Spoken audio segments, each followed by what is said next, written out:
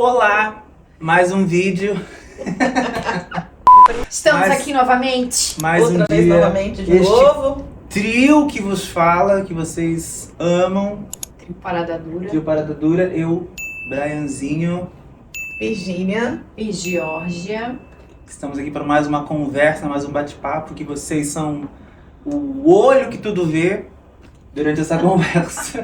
E eu represento você, telespectador, leigo no assunto, Que faz Que as melhores ele perguntas. ama.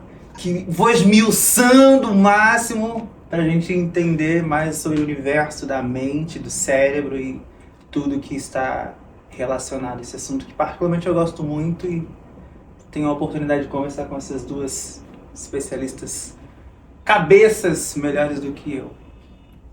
Bora, sem mais Bora. delonga? Vamos falar do que hoje? O tema de hoje é Autismo. autismo. Autismo. Fala tanto de autismo, claro, né? Agora no meu contexto, eu tenho um sobrinho que tem autismo, filho da minha irmã, e a gente descobriu, eu acho que ele deveria ter uns 4, 5, que já é tarde, né? Sim. Então acho que vamos começar por aí. Como é que a gente percebe? Como é que a gente percebe ou quando que consegue diagnosticar? Acho que percebe, vamos pro âmbito dentro da minha casa, estou olhando meu filho, estou no ambiente percebendo. Essa é uma boa. O que você percebia nele quando era pequenininho? Não falava. Isso é um É um dos sintoma clássico. Clássico esse. E até hoje ele não fala muito, né? A gente conversa, ele entende absolutamente tudo, ele responde o que ele tá afim, ou sei lá, quero comer, quero iPad, quero, sei lá, ele fala assim, mas a gente sentar e ter uma conversa, como é que foi a escola, o que você fez, né? Esse tipo de conversa não tem. Uhum. Então acho que o principal que a gente observou foi o falar. O que mais que a gente pode observar? Tem alguns pontos que são bem claros, né? Não são comuns em todos os casos de autismo, mas são sinais. Então, o não falar, o demorar para desenvolver, no caso assim, demorar para andar, demorar para engatinhar, o demorar para falar. Tem alguns casos ainda que fala muito a questão da criança não olhar no olho, só que isso já não é uma regra, tá? E o que pode ser não olhar pro olho? Quando você fala com a criança, ela não te olha, né? Ou quando você chama e ela não vira, não olha, como se ela não estivesse ouvindo, isso é um sintoma também, né? Nos bebês tem muita questão do reflexo, né? Às vezes quando você faz assim o ouvidinho, o bebê vira. Quando tem autismo, geralmente ele não faz isso. Então, esses sintomas assim que você não consegue conectar com a criança, né? Não consegue conversar. Você fala com ela, parece que ela não tá ouvindo, ou ela vem e fala uma coisa completamente diferente daquilo que você falou. Esses são sinais da criança menorzinha, né? Conforme vai crescendo, principalmente quando entra na escola, aí você começa a ver mais claramente, principalmente a dificuldade de socialização, porque o difícil não é diagnosticar o autismo clássico, Uhum. que é a estereotipia, que é a criança que quase não fala nada, que é a criança que tem essas crises na escola. O difícil é quando é autismo leve. Porque para quem não sabe, o autismo ele pode ser categorizado, como é que a gente explica Ele tem isso? níveis, né? Ele tem níveis. Tem várias bibliografias, mas até pra gente entender de uma forma mais simples, porque a ideia aqui não é complicar, né? A gente pode classificar em nível leve, moderado e grave. Tá. Quanto maior a dificuldade da criança, mais grave é o nível de autismo que ela tem. Entendi. Então, voltando ali para perceber, né? E quando a criança demora para falar ou não responde e não é autismo, o que pode ser? Às vezes a criança, ou não, se está acontecendo isso, é autismo. A outra possibilidade é quando ela tem um déficit intelectual, Tá, que daí é aquilo que antigamente se chamava de retardo mental, entendi. né? Que daí ela tem um atraso no desenvolvimento, pode demorar para falar também. Ou algum problema auditivo também, né? E O que a gente percebe na escola, nas crianças que têm autismo? Uma das coisas é a socialização e também a gente recebe muito estímulo sensorial, né? Muito barulho, Hipersensibilidade. hipersensibilidade sensorial, muito barulho, Dificuldade para comer. Dificuldade para comer, porque ela tem uma seletividade alimentar também, nem tudo come. Elas têm uma metódica, sempre da mesma forma. Tanto em casa, como na escola, nesse período escolar dela.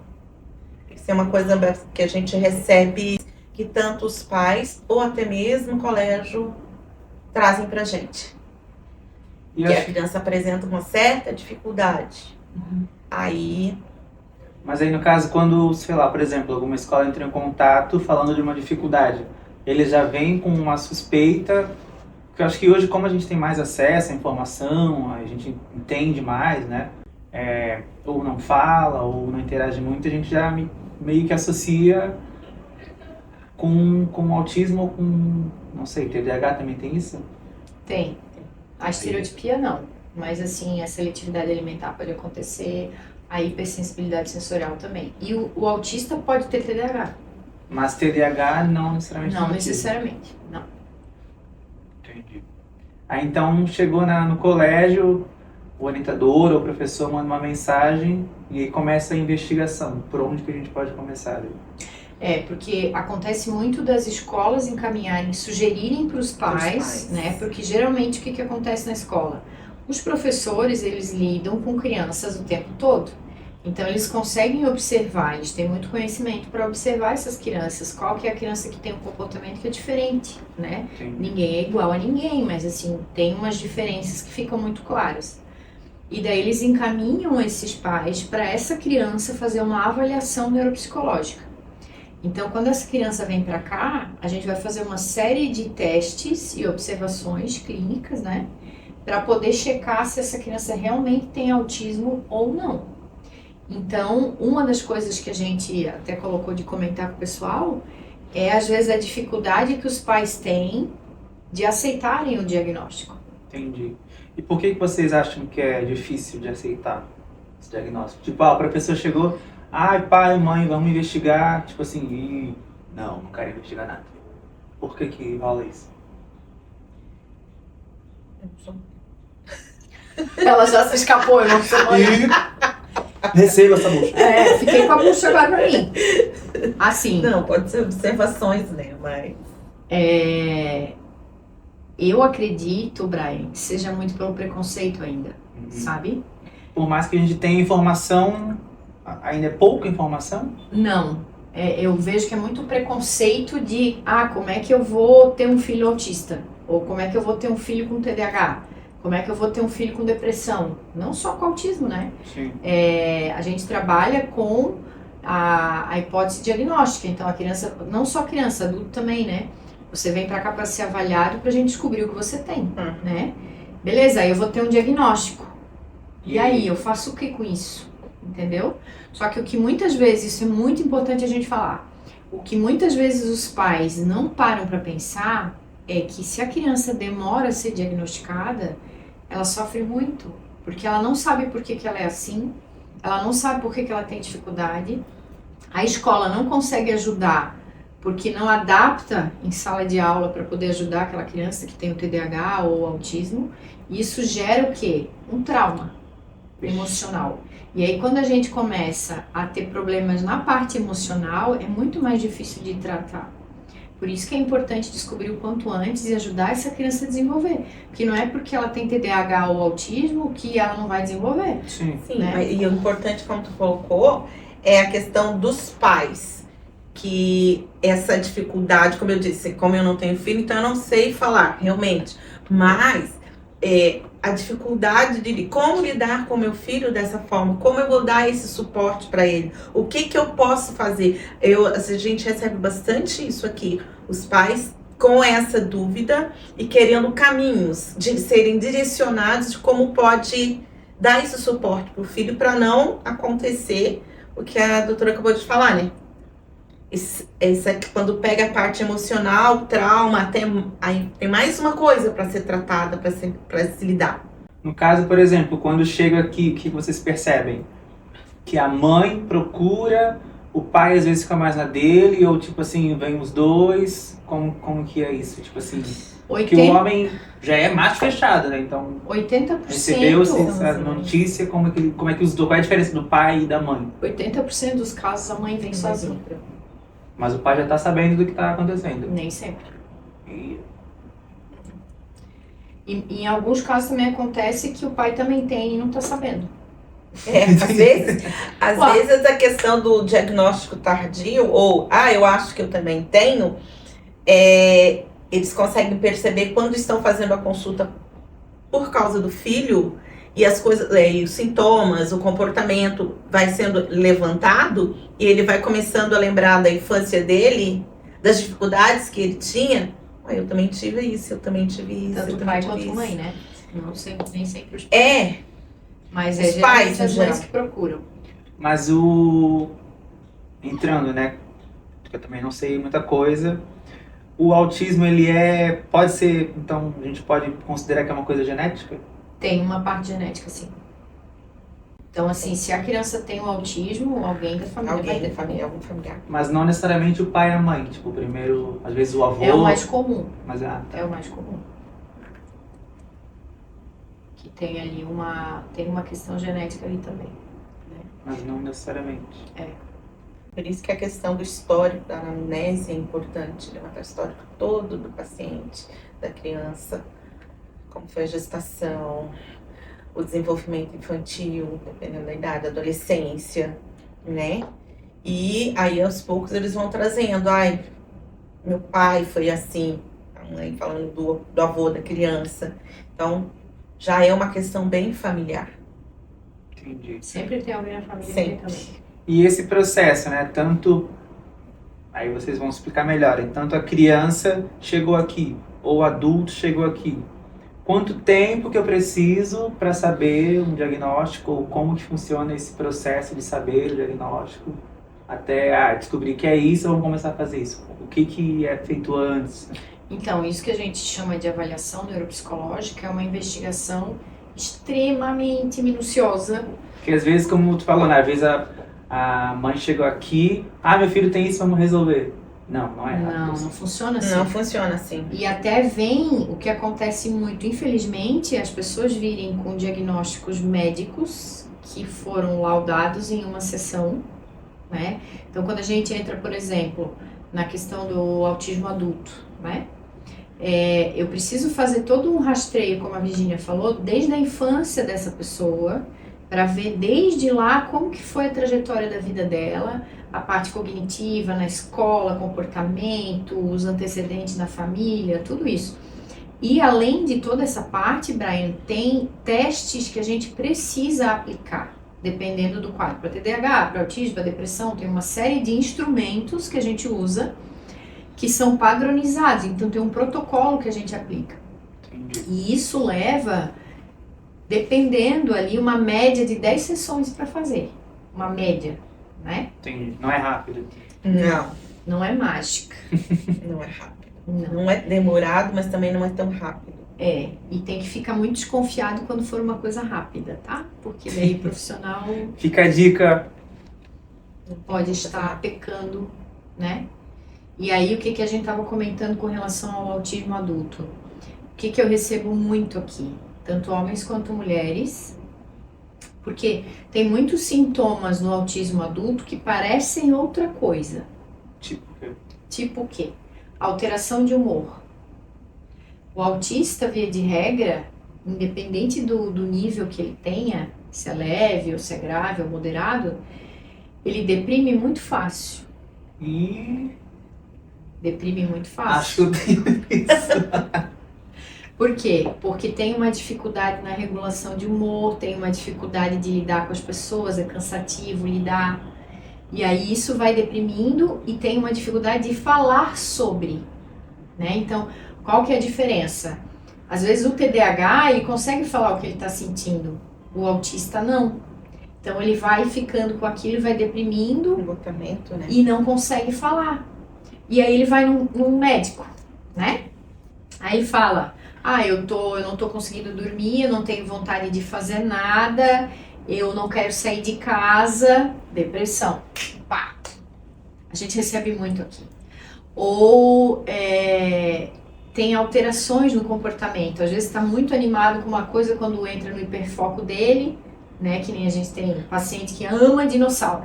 Aí quando vai falar de dinossauro, ele fica feliz da vida, tá. Beleza, agora tem que ir pra escola, daí ele tem que socializar, daí ele fica irritado, fica agressivo, não quer ir, faz um escândalo dentro de casa. Aí essa criaturinha vai crescer e esse comportamento vai continuar. Aí ele fica adulto. Aí ele chega lá e fala assim, não, tem momentos que eu tô muito feliz e outros que eu tô muito triste. E as pessoas falam, não, tem hora que ele tá assim, tem hora que ele tá assado. Bipolaridade. Mas muda de humor muito rápido. Bipolaridade. O que mais? Transtorno de ansiedade. Transtorno de ansiedade. Só que isso tudo é completamente diferente. Você tratar uma pessoa que tem isso tudo dentro do autismo e tratar de forma isolada. Então, quando uma pessoa que tem autismo, ela vai no médico e ele dá esse diagnóstico, ela pensa que é aquilo que ela tem. Só que ela continua com as outras dificuldades. De socializar, de conseguir um trabalho, de se relacionar, né? Ter um namorado, uma namorada. Porque daí a pessoa vai receber, mas tipo assim, tá, beleza, recebi isso, mas tem um monte de coisa ainda que não tá funcionando. Mas tipo assim, tem coisa que não fecha. não me resolveu, tipo assim, o que tá me... Eu tô tomando a medicação, mas continua mas a minha faltando vida ainda alguma tá... coisa. Exatamente. E aí, isso vai causando um sofrimento ao Sim. longo da vida, né? Aí às vezes começa a tomar um monte de remédio que não precisa. E até os comportamentos, né? Então, por exemplo, esses tempos atrás, um paciente meu, autista adulto, mas ele já sabia do diagnóstico, ele estava reformando a casa dele e ele ia ter que se desfazer de um monte de móveis que ele tinha. Ele ficou 2 semanas mal. Mas isso é característico do quadro. Ele sabia que era por causa do autismo. Aí ele já lida de outro jeito, entendeu? Agora, quem não entende e vê de fora, fala, isso é frescura, isso é doido. Isso aí... fica pegando as coisas, fica pegado. Ou você pegar a criança que tem autismo e, os pais gostam de frequentar lugares que são muito barulhentos, por exemplo, clube de alguma coisa, ou grupo de amigos de alguma coisa, e a criança tem hipersensibilidade sensorial. Aí fica levando sem saber o diagnóstico e a criança está lá sofrendo. Então, se você sabe, você consegue contornar isso para evitar o sofrimento e ajudar aquela criança a desenvolver, né? E isso não é porque fica adulto que para, se não for tratado. Mas aí pelo menos a pessoa já sabe como lidar quando tô sentindo que vai começar isso, vou pra cá, tô sentindo que tá... Ou, por exemplo, eu preciso ir numa situação social. Eu sei que depois eu vou ficar muito cansado, então eu já me preparo para aquilo, vou lá. Eu durmo à tarde. Fica 2 horas e faço, volta. Social. E depois eu não me culpo porque eu tô cansada. Eu sei que aquilo é muito pesado para mim. E agora, pensando no público feminino, porque eu não tenho muito contato. Eu sei como é que é um autista menino, porque eu tenho na minha casa, mas como que é pra menina e pra mulher? O que muda de um menino e de uma menina com autismo? Então, qual que é a principal questão que a gente percebe? A mulher autista de nível leve demora muito para ser diagnosticada. Por quê? Porque uma mulher que é quietinha, ela não é uma coisa que chama atenção. Porque a mulher autista, quando ela tem um nível leve, ela consegue trabalhar, ela consegue estudar, ela passa de ano na escola. Ela é aquela menina que é mais quietinha, não tem muitos amigos, né? Tem ali uma amiga, um grupo mais fechadinho. no máximo 2. Ela é educada, socialmente a menina é educada de outra forma, então ela é comportada. Que às vezes é aquela que a mãe fica, senta direito, Isso. ajuda tua irmã, ajuda teu irmão. Exatamente. E daí o que acontece? Entra em profissões que não chamam muita atenção. Uma secretária, às vezes até uma professora, alguma coisa assim que você tenha um protocolo para seguir, né? Que não vai precisar só de uma liderança, que ela vai tomar frente de alguma coisa. Isso, exatamente. Então tem muitos lugares que a mulher com autismo leve, ela vai se encaixando e tá tudo bem, e ninguém descobre o que ela tem, Nem ela Nem sabe. mesmo ela. E aí entra naquilo que a gente estava conversando. ela percebe que ela tem dificuldade para se relacionar, né? Percebe que tem dificuldade para dormir. Um dos outros sintomas que é muito importante que a gente não falou antes, dificuldade para dormir. Desde bebê, tem um sono muito alterado. Tanto homem quanto mulher. Tanto homem quanto mulher. Alteração de humor, principalmente depressão, muita ansiedade, o toque. Isso quer dizer, o toque. Né? Já tô anotando 3 de 5, vamos lá. Uma rigidez, né? Muita rigidez. Uma rigidez. Se sai daquilo ali, já se estressa, já se estressa. E tem isso. Né? Então demora muito para dificuldade para lidar com o desafio, dificuldade para lidar com o problema, todo enfrentamento tem dificuldade. E aí, como é que essa pessoa chega aqui pra gente atender? Eu li na internet que eu tenho os sintomas. E assim, ó, a grande maioria, eu acho que quase 100%. Fui no médico tal, me deram diagnóstico de depressão, me deram diagnóstico de ansiedade, me deram diagnóstico de bipolaridade. Mas a pessoa não socializa, né? Não é porque você tem depressão que você não vai socializar. Sim. Né? Não gosta de conversar, para ligar para alguém é um problema, né? E aí, com a avaliação, a gente descobre que essa pessoa tem o autismo e até, e daí qual é a diferença? Para que se eu já sou adulta, por que eu vou avaliar? Porque a medicação, tanto a medicação, quando tem outros tipos de tratamento, que isso a gente vai falar no outro vídeo, mas se eu descubro o que eu tenho, diminui muito o peso. Sim. Consideravelmente. Porque você já sabe que... Só te cortando um pouquinho, porque quando eu me identifiquei, não mudando, né? Mas eu me identifiquei com TDAH. Então, é isso, tem esse padrão, isso. Parece que começa a encaixar as coisas, né? Eu tenho isso por causa disso. Então é isso. Tá, muda. Agora vamos trabalhar em cima disso. Porque você tem aquela sensação de não se encaixar. E no autismo da mesma forma. Então, eu não sou preguiçosa, eu não sou burra, eu não sou... que mais que falam? Eu não tenho falta de vontade, essa questão do cansaço o tempo todo, tudo é muito cansativo. Principalmente quando tem que enfrentar situações de estar no meio de gente, barulho. O cérebro do autista, ele usa muita energia para filtrar os estímulos, porque tem mais dificuldade, e aí fica mais cansado. E aí quando você entende isso, você aprende a lidar de outra forma. Não fica se cobrando algo que vai ser mais difícil para ti, entendeu? Até mesmo se proteger para não... se tem que ir a algum lugar, não vou, ou não vou porque isso não vai me fazer bem. Não é porque eu não consigo estar no meio, que a primeira coisa é essa, né? Eu não consigo estar no meio das pessoas. Tá, mas o que é isso? Quando sabe, realmente eu tenho uma certa... E até o relacionamento com as pessoas, né? Então, o que uma das queixas muito que eu ouço assim em consultório de autistas adultos, eles aprendem na terapia como que eles têm que lidar com as pessoas. No trabalho, por exemplo.